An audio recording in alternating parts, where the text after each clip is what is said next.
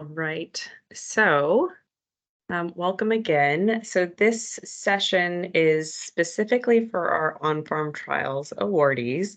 If you're here from the CIG Classic group, none of the information from here on out is going to be relevant to you. So, I'd encourage you or welcome you to jump off now.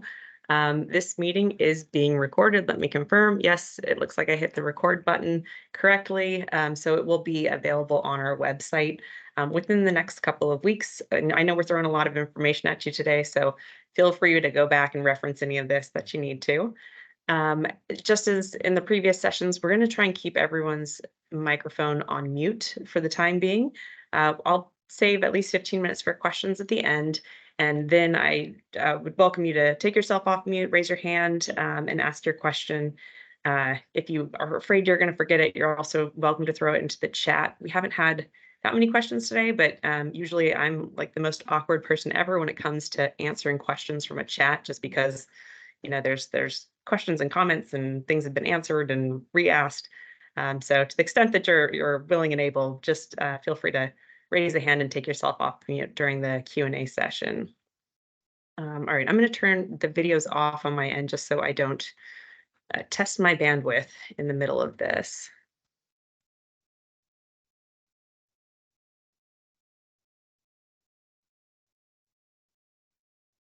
As I say that, my computer's just running incredibly slowly, so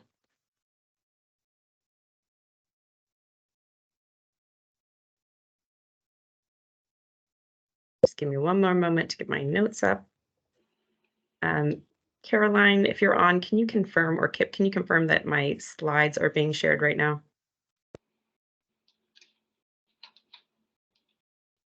Yes, yes, they are. Perfect, thank you. Okay.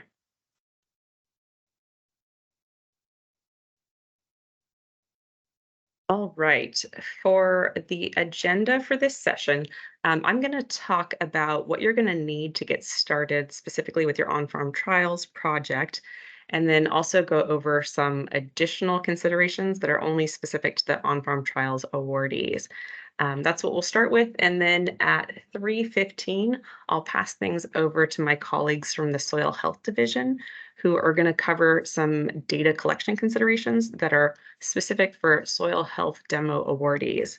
So if you can remember back to when you applied, there were 4 priorities that we solicited proposals under. One was nutrient management, there was climate change, climate smart agriculture, um, irrigation technology, or soil health demo. So this last session at 3:15 is only for those soil health demo awardees. Now, I'm sure some of you are thinking that truly I cannot expect you to remember back all that far, and I do not. There were 4 soil health demo awardees this year, and they are on the slide right now. So if you are from one of these 4 projects, then you will be hanging on at 3:15 to listen to that soil health division specific presentation. If not, you will be welcome to drop off at that time and gain a little bit of time back in your day. Okay, so this here is a slight alteration of a slide that Caroline went over today, and it's just meant to highlight the considerations for on-farm trials in regards to starting your project. The first thing that is worth repeating is do not start any work until you have that fully executed agreement, which means it's signed by your authorized representative and by NRCS. No work that's being done now can get reimbursed until you have that. We currently, in the on-farm trials group, have 1 agreement that's out for signature. I really expect just a wave of them to come through in the next couple of weeks. I get a lot of questions about when the agreements are going to be ready. And so, it's very hard to estimate because they're with our grants and agreements colleagues right now. But if you have provided all the information that I've requested, your agreement should be ready any day now. I'm very much hopeful that these agreements will be executed in July, so next month. The only exception to that would be if there's a delay in getting information back for you, it might take a bit longer. And just to kind of give you some background or clarity on how that process works. So my team did the initial review of your proposals. We take the proposal information out and create a statement of work. We do just a slew of other paperwork, put together that agreement package, and then we turn it over to our grants and agreements colleagues who are not NRCS employees. They work in the FPAC Business Center, which is under the USDA. And the reason I tell you that is my team, does not manage their workload. We don't have control over those timelines. So we can give you good estimates, and we will do our best to expedite them as we can. But once it moves to grants and agreements, polite nudges is pretty much the most control that we have at that time. So that also might explain if our questions might seem a little disjointed. That's why. I completed my review about a month ago of the proposals, or several weeks ago. So you might have gotten one round of questions from me at that point when my team was doing the review. And now you might be getting another round of questions from grants and agreements. And that's just because we have multiple sets of eyes reviewing all this paperwork at multiple different times. So different folks are able to see different concerns or have different questions.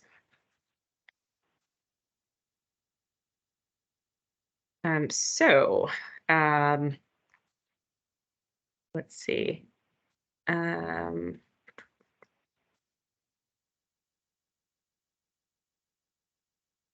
I miss a slide? Starting your project. Okay, yes, here we go. So I just want to kind of start by setting the stage and talk about some general considerations for on-farm trials. The information here shouldn't be anything new, but it's really meant to just give you context for this presentation versus the general information that was presented earlier. What Caroline and Jean were presenting on was information that will apply to all CIG awardees. So both the on-farm trials and CIG Classic awardees, which fall under the Conservation and Innovation Grants umbrella. But on-farm trials projects in general are a little more structured. So there's more rigidity to how they can be structured in relation to the CIG Classic projects. So that structure is really built around the fact that on-farm trials projects have three things. They provide incentive payments to producers to encourage them to adopt certain practices. They provide technical assistance to producers to help them with the adoption, and then they evaluate the results. So the incentive payments is where we get a lot of questions. That's where there's some stickiness that we need to work through, and I'm going to be talking a good amount about those today. The evaluation is the other key component, and there are special considerations for that for our soil health demo awardees, and that's what we're going to be talking about at 3:15. So that's why we're here together talking now. And just kind of the general consideration here for incentive payments, technical assistance, and evaluations is to do what you outlined in your proposal or was modified in the statement of work for your agreement. But just one thing I want to point out, because it catches somebody up every year, is that the incentive payments are made directly by you to the awardees. NRCS does not have any hand in that transaction. So like I said, once a year, we get somebody who's ready to make the incentive payments and comes to us and says, great, just let us know how you want these to work. And we have to say, hold on, sorry, that's not how it works. Like that's really for you to administer, and it's going to be a transaction between you and the producer. Okay, so getting into that, we're going to start by talking about the producer eligibility checks, and this is directly related to the incentive payments because any producer receiving an incentive needs to be EQIP eligible. So you'll be working with NRCS state contacts to confirm their eligibility for the project. These eligibility checks have to be completed before a producer can receive any financial benefit from the projects. So stated in the NFO, but we're highlighting it here to avoid a situation in which you might, create an agreement with a producer and buy some equipment that's specific to their farm and, give them some supplies and then find out they're not EQIP eligible and we cannot reimburse you for any of that. We don't want to do that to you. We don't want to do that to producers. Please, this is something that needs to happen before you start working with the producers, is confirming they're eligible. A consideration here is that each project has a different timeline for producer recruitment. Some of our projects have all of the producers identified up front and are, ready to get started with these producer eligibility checks right away. Others may be identifying producers on an annual basis. It's not rare that we have producers identified in year 2 and 3 of the projects. Just the key here is to complete the producer eligibility checks, for a given producer before you start working with that producer. And so they can be all done up front or they can be done on a rolling basis. It doesn't matter. All right, so I want to just outline what to expect as part of this eligibility check process. The producer eligibility checks are going to be completed at the state level. So we will assign an NRCS, a contact to the NRCS state office. And here's what the process looks like. So the first thing is that the producers need to be registered with FSA. So when you have your list or your first group of producers you want to work with, the first thing to do will be to ask them if they're registered with FSA. And if not, instruct them to go to their local FSA office and get registered. As part of that registration process, they will determine the EQIP eligibility and their eligibility. When you talk to the producers, you can say, are you registered with FSA and are you EQIP eligible? And if the answer is yes to both those questions, then they can go on the list of producers you plan on working with.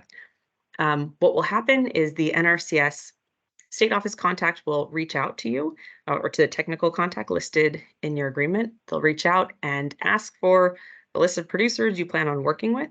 They will do a quick back-end check to confirm they are indeed registered with FSA and EQIP eligible, and then you will be clear to move forward with those producers. They make a note of the list of producers you have given them and that they have cleared on the back end, so we have access to that note. For example, if we need to confirm payment request for, an incentive payment to a producer, we can see, yes, that producer has been cleared as eligible. If you haven't heard from the NRCS state contact at the point that you have your producers registered and they're EQIP eligible, just reach out to us and we will gladly put you in contact with them. All right, so the next kind of question we get is what happens for producers that are not eligible? I'd say the number one reason we get that they're not eligible is because they don't meet the AGI requirement, the AGI provisions. This is something that, as per our notice of funding opportunity, can be waived, but only under very specific circumstances. So the notice of funding opportunity stated that the secretary may waive the AGI limit on a case-by-case basis if the secretary determines that environmentally sensitive land of special significance would be protected as a result of such a waiver. What's worth noting here is that these are extremely narrow circumstances. This is not going to function as a catch-all waiver for producers that you are hoping to include. It's if you reach out to 10 producers and it turns out one is not eligible, if they happen to be on land that has already been deemed of special significance or environmentally sensitive land of special significance, and your work is going to protect that as a result of the waiver, we'd be happy to work with you. It's not something we've seen yet. So we don't want you to rely on this as a way to include producers just because it's really, like I said, a very, very narrow circumstance under which this would apply. So then the next question we get is, what can we do with these producers that are not eligible? How, if and how they're able to participate in the project at all. And there's nothing that prohibits the inclusion of non-EQIP eligible producers per se, but they can't receive any direct financial benefit paid for, or any benefit, I should say, paid for by project funds. So what that means is they can't receive supplies, equipments, or clearly any cash payments. So that really just comes down to they're able to provide you with data, but the benefits that would be paid to out of project funds can't go to them. On-farm trials is set up using EQIP funds, and it's intended for EQIP eligible producers to receive incentives for work that's taking place on their land.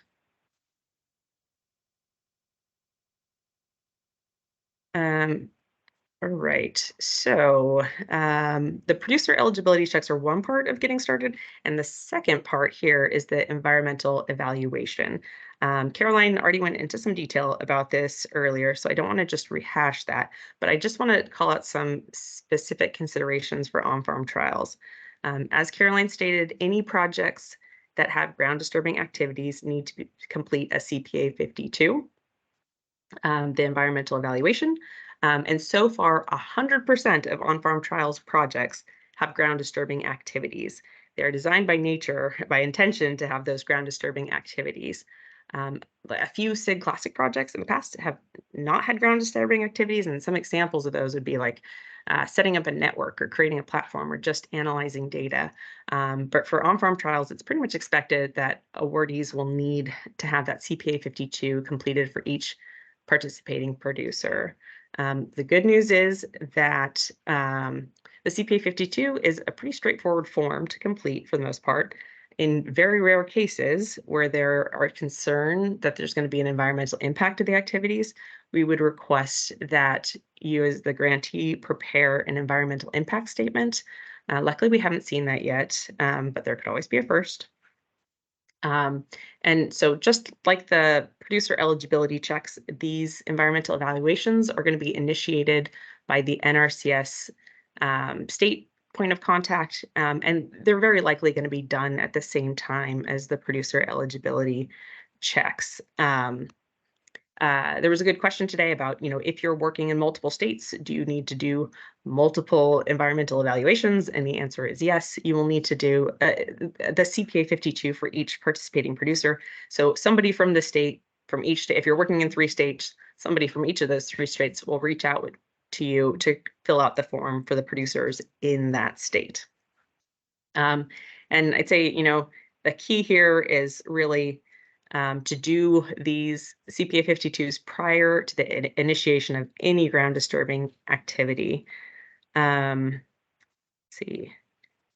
Yeah, and last thing to know is similar to the producer eligibility checks, these can be done all up front or they can be done on a rolling basis as participating producers are identified. Okay, so just a quick recap here of what needs to be done before you get started. Don't start any work until you have your fully executed agreement, and don't start any on the ground work until your producer eligibility checks and environmental evaluations have been complete. Okay, so moving on now to some other considerations for your on-farm trials project that will hopefully hit on a lot of the frequently asked questions that we get. The first thing I want to discuss is duplicative payments.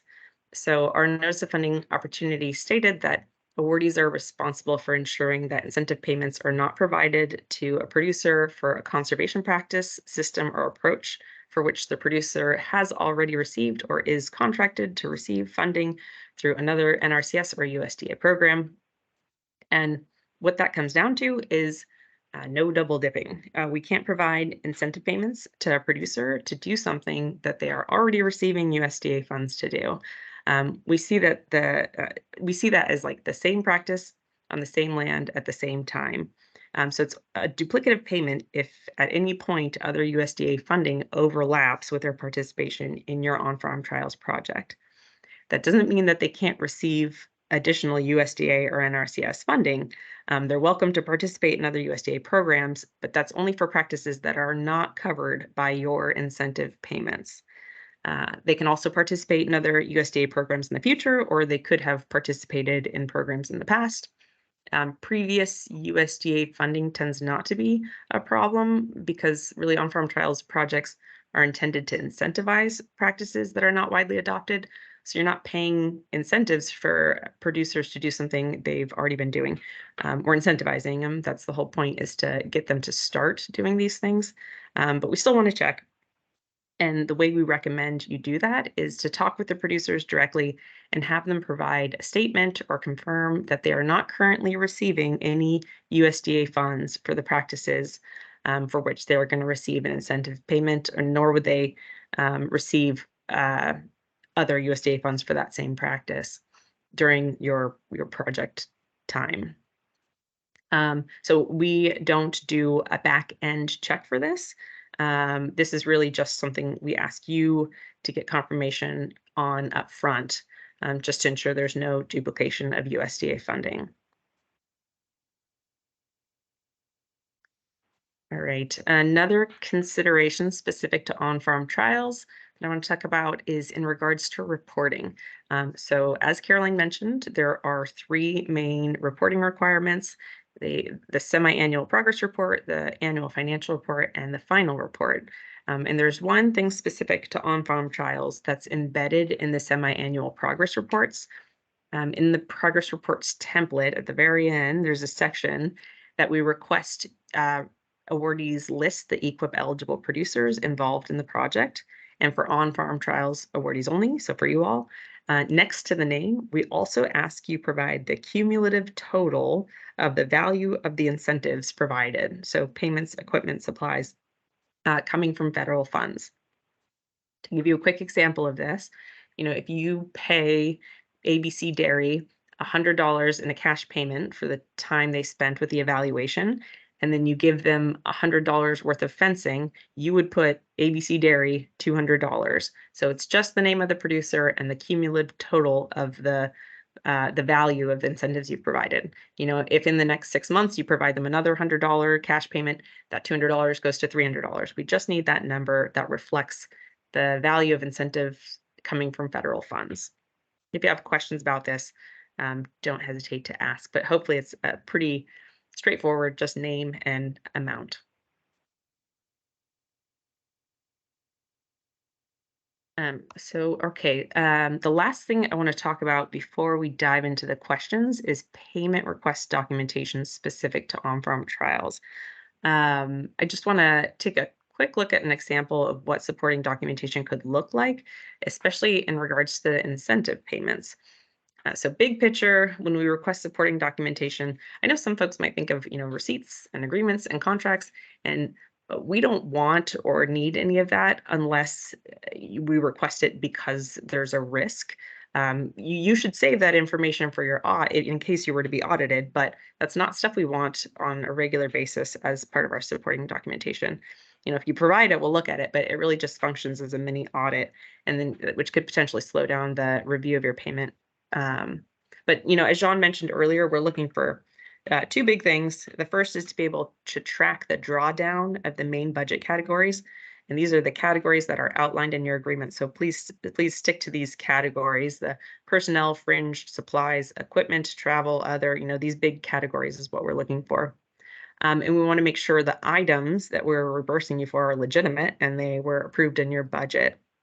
So I've put together this very simple Excel sheet, and this is what it could look like as an example. In terms of incentive payments, the level of detail that we need is really not that great. We want to know who is receiving the incentive payment. So if you look at the last two lines as an example here, put ABC Dairy incentive payment, $500. So you do not need to include the breakdown of what that incentive payment is. If you give a cash payment of $500, that's what we want to know. Those details should exist in your agreement. They, you should keep them in case you are audited, but we don't need them routinely as part of the payment request. And I know that supporting documentation, as John mentioned, comes in a variety of different styles. But in general, what I look for is we need to be able to identify what the costs are.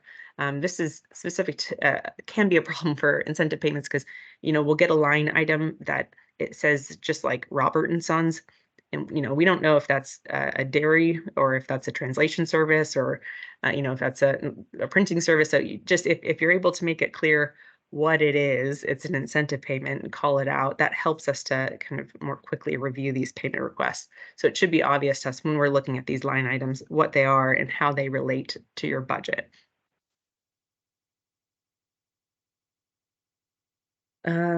Okay. So that wraps up my overview of the considerations specific for on-farm trials. But I know that as you get started, questions are going to pop up. So I just want to do a quick recap of who your best points of contact are going to be. Caroline mentioned the technical contacts. Your technical contact's going to be, a good buddy to have throughout this, the life of the agreement.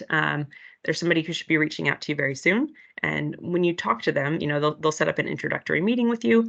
It's a good time to kind of establish what the cadence is going to be for meeting with them. They'll review your report, so they'll be kind of checking in on you every 6 months, and that's usually a good time to talk to them. But they'll be there to keep tabs on your project progress, and then also help with any technical concerns that you have. So any questions about the methods or progressing towards your grant objectives. The second contact that you'll be speaking with shortly is the state contact, who's going to do the producer eligibility checks and the environmental compliance work. And then the last contact, which is an excellent go-to contact when you have any doubt about where you should get started, is our inbox, which is nrcs.cig@usda.gov. Jean Brewer is the person who's behind the curtain, and she does a great job answering questions or forwarding them quickly to the person who can best help answer those questions. So that's just a great resource. I, mark that for who to go to when you have questions, and they'll get to the appropriate person very quickly. I know, you're welcome to reach out to me. One of the reasons in the past we have pushed people towards the inbox is that, as our staff members change or go on leave or go on detail, things can accidentally get stuck in somebody's inbox, if it's a personal inbox. But if it goes to that general inbox, we know somebody will be there. There's always people monitoring it. Caroline and I also have access to it, and we're able to get it to the right person and respond in the quickest fashion. All right, I think that timing was just about perfect. So if I'm looking at this right, we have 15 minutes left for questions. I'm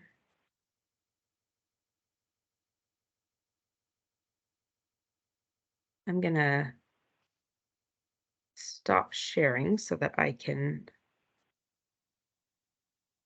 see what's going on here on the screen. Let's check and see if there are any questions coming in.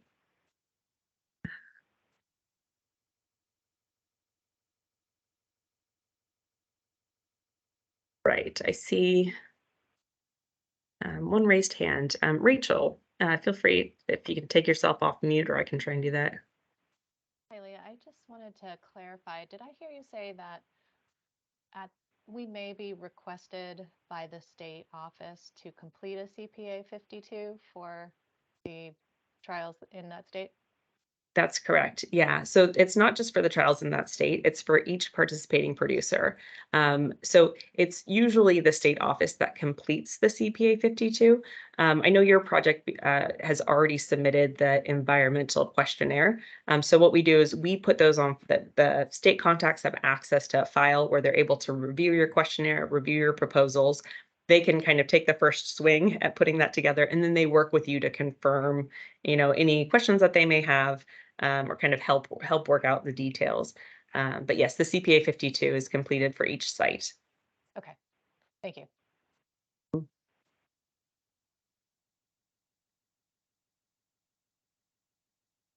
Hey, Leah, this is Vivek. What's the timeline when the state people can contact us? Do you have any timeline on that? We do, yeah. I think that they were given a window. So I think they were given, I don't know, Tom, oh, sorry, Tom had to drop off. He let us know he was joining another meeting. I believe the window has already started, and it goes through July 28th. So Yeah, that is when that's they right. need. Oh, thanks, That's Caroline. Yeah. correct, Leah. I'm back on. Oh, thanks, Tom. Okay, so that is when they need to complete the CPA 52s for all known project sites. So the key there is all known project sites, because it's very possible you're gonna get a new site next year, and that's when they would need to do the CPA 52 for that site, or the producer eligibility checks for that site. But any producers that you already know and are ready to get working with, they have until July 28th to complete those CPA 52s. If you haven't heard from them in the next, I'd say week or two, feel free to reach out to me, and I will make an introduction just to make sure those get completed in the time frame that was allotted. So just a follow-up question. So once they complete their CPA 52, right? After that, the agreement will be executed.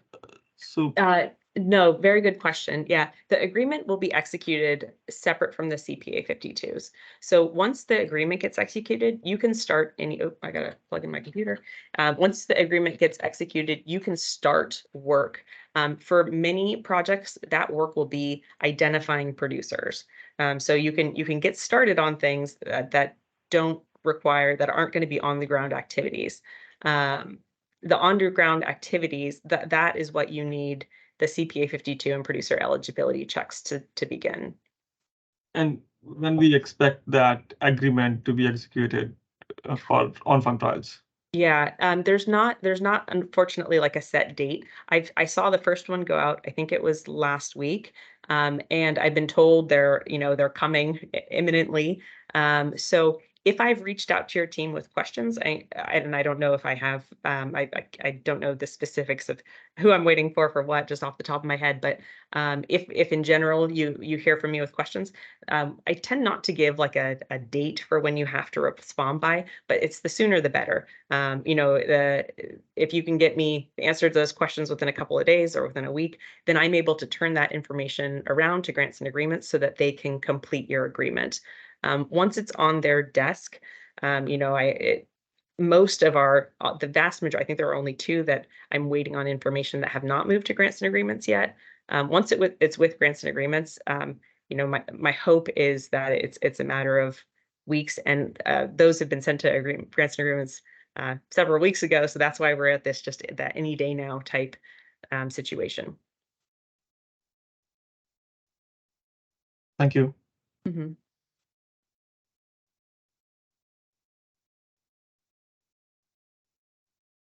All right. Any other questions?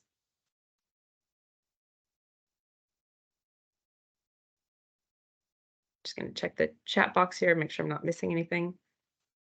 Okay. If there are no other questions at this moment, we can take just a quick, it looks like 10-minute breather or so before we get started with the soil health demo portion of the project. So at this time, folks, here, let me put my screen back up and share that list so you know who needs to hang on and who is able to jump off right now.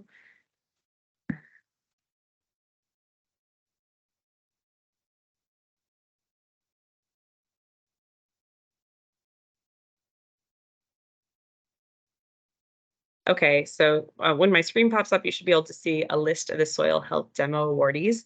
So these are the folks that will need to be on the line at 3:15 Eastern time for that specific portion of the presentation.